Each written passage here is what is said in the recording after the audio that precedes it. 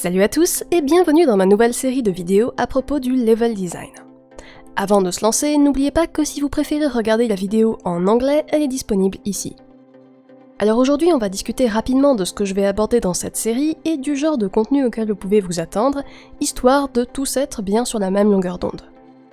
En gros, cette série va avoir une approche très pratique du level design pour les jeux.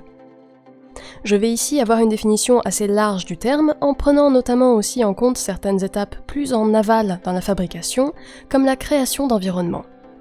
Donc les vidéos pourront aller de la préparation de l'organisation initiale d'un niveau, avec de gros blocs blancs, au peaufinage du positionnement et rendu de vos assets dans un coin d'une pièce.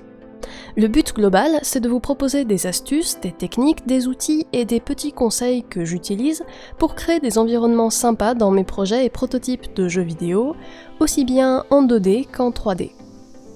Il va y avoir 4 types de vidéos.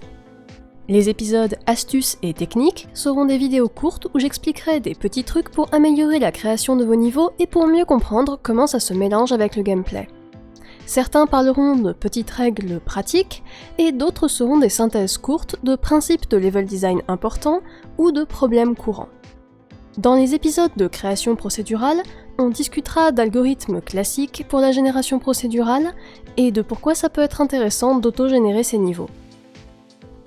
Les épisodes outils présenteront un logiciel dédié à la création de niveaux, que ce soit un programme standalone ou un éditeur intégré à un jeu. Et pour finir, les épisodes de création d'assets seront des excursions dans des logiciels de création 2D ou 3D, où on fabriquera des assets usuels pour le jeu vidéo pas à pas. Il y a aussi une remarque importante, ces vidéos ne seront pas un cours de level design. Même si le sujet me fascine, je ne suis pas une level designer professionnelle et il existe déjà bon nombre d'endroits sur le net pour apprendre les théories et la science du level design.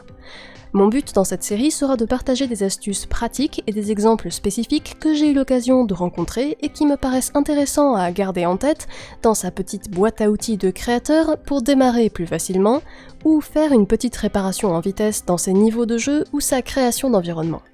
Enfin, n'oubliez pas que le level design, c'est comme tout. Ça demande de l'apprentissage mais aussi de l'expérience. Je ne crois pas qu'il y ait de vérité absolue. Il y a quelques bonnes pratiques à avoir, mais l'important c'est aussi de comprendre ce qu'on fait pour l'adapter au cas présent et de se forger une expérience diverse pour tenter des choses créatives et originales. Et voilà, c'était un aperçu rapide de ma nouvelle série sur le level design. J'espère qu'elle vous plaira et que vous y apprendrez quelques trucs pour créer vos niveaux de jeu. En attendant, n'hésitez pas à liker cette vidéo et à vous abonner à la chaîne pour ne pas rater les suivantes. Et bien sûr, si vous avez des idées de sujets liés au level design dont vous aimeriez que je parle, laissez donc un commentaire. Sur ce, prenez soin de vous et à bientôt.